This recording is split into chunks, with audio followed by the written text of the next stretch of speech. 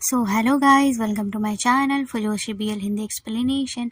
तो आज मैं फिर से हाजिर हूँ आप सभी के साथ एक नई बीएल सीरीज़ लेकर के, जिसका नाम है मून एंड डस्ट। इसके 6 एपिसोड है और इनका ड्यूरेशन 15 मिनट का है।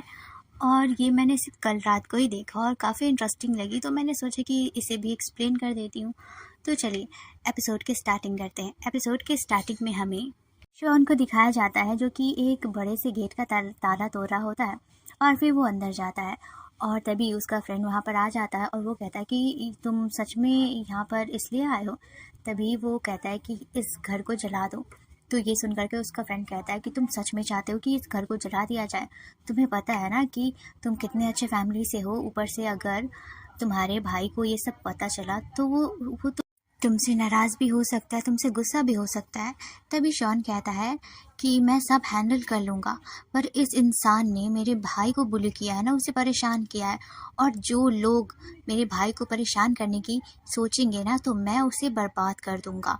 मेरा भाई बहुत सीधा साधा है, भोला भाला है, तो कोई भी उसे परेशान कर सकता है, पर उसकी हेल्प के लिए मैं हमेशा रहूँगा। जो भी उसे परेशान किया ना, तो मैं उससे बर्बाद कर दूँगा। उसके बाद वो चारों तरफ पेट्रोल छिड़क करके वहाँ पे आग लगा देता है। तभी उसका फ्रेंड कहता है कि तुम सच में बहुत बड़े वाले पागल हो। और फिर वो तब भी कहता है कि तुम्हारा भाई तुमसे गुस्सा हो जाएगा ये सब देख करके। तो वो कहता है कि नहीं, उसे पता ये सब नहीं चलने देना होगा।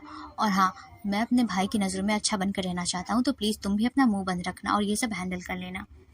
फिर एक स्किन दिखाया जाता है जहाँ पर कुछ लड़के उसके भाई को बहुत मार रहे होते हैं, बहुत बुरी तरीके से। और वो बेचारा बैठा होता है और उसे चारों तरफ चोट लग गया रहता है, जिससे वो रो रहा होता है। तभी वो लड़का उसको पकड़ते हुए कहता है कि अगर तुमने पैसे नहीं दिए ना, तो मैं तुम्हारे घर को जला दूंगा। और फिर उसे बहुत सारा धमकी देकर वो लोग वहाँ से चले जाते हैं। वहीं शेन ये सब सोच रहा होता है। उसके बाद वो अपने मेंशन आता है, जहाँ पर देखता है कि उसका भाई सो रहा होता है और उसने कपड़े नहीं पहने होते हैं। वो बस चादर से ढका रहता है और शयन ये सब देख रहा होता है बाहर से। और वो लाइक सड्यूस भी हो रहा होता है वहाँ पर वो अपने भाई की नींद खराब नहीं करना चाहता था, इसलिए वो बस वहाँ पर उसे देखता ही रहता है, अंदर नहीं जाता। और वो खुद से कहता है कि क्या मैंने जो आज किया उसके लिए भाई मुझे माफ़ कर देगा। और फिर वो वहीं पे ही सो जाता है। नेक्स्ट मॉर्निंग का दिखाते हैं, जब वो ऐसे ठंड की वजह से ठिठुर कर सोया हुआ था।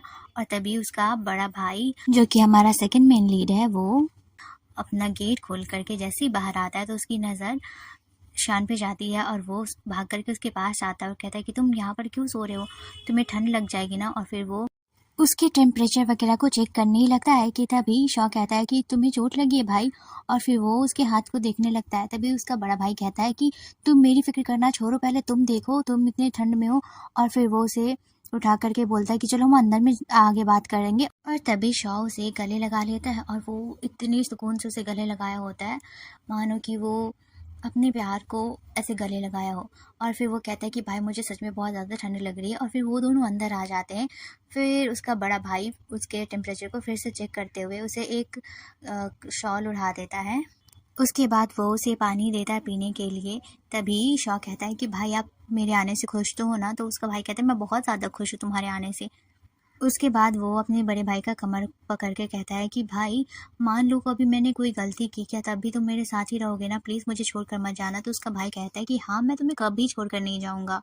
उसके बाद गेमिंग शॉप का सीन दिखाया जाता है, जहाँ पर उसका भाई कस्टमर को हैंडल कर रहा होता है स्माइल करते हुए। और ये देख करके शॉ भी मुस्कुराते हुए उसके हाथ को पकड़ के एकदम से उसके क्लोज आ जाता है, जिससे कि उसका बड़ा भाई थोड़ा सा ऑकवर्ड हो जाता है। और फिर तभी वो कहता है कि भाई जब भी मैं देखता हूँ कि आप दूसरों को देख करके स्माइल करते हो, पर मेरी तरफ देख करके वो स्माइल नहीं देते। और फिर वो उसको कमर से पकड़ के उसे पीछे से हक करते हुए उसके कान के पास बहुत ही सिडक्टिव तरीके से कहता है, जिससे उसका भाई भी हल्का हल्का सड्यूस हो रहा होता है और वो गहरी गहरी सांसें ले रहा होता है। तभी वो कहता है कि जब मैं आपके साथ होता हूँ ना, तो ये टाइम बहुत जल्दी बीतने लगता है, और जब मैं आपसे दूर होता हूँ तो वो एक दिन भी मुझे 2 महीने के बराबर लगता है। ऐसे ऐसे करके बोलने लगता है वो। उसके बाद वो उससे थोड़ा-सा दूर होके कहता है कि मैं अभी आया, और वो वहाँ से चला जाता है। उसके जाते ही वहाँ पे वही गुंडे आ जाते हैं जिसके घर को आग लगाया था उस शॉन ने। तभी वो आकर के उसे चिल्लाने लगते हैं वो कहता है कि तुम लोगों ने मेरे घर को आग लगाया। तभी उसका बड़ा भाई कहता है कि नहीं, हमने तो ऐसा कुछ भी नहीं किया। तभी वो लड़का कहता है कि नहीं, तुम्हारे छोटे भाई ने ये सब किया है, बुलाओ उसे। और फिर तभी वो कहता है कि नहीं, तुम मेरे भाई को कुछ मत करो, तुम्हें जो करना है तुम मेरे साथ कर सकते हो, तुम मुझे मार सकते हो।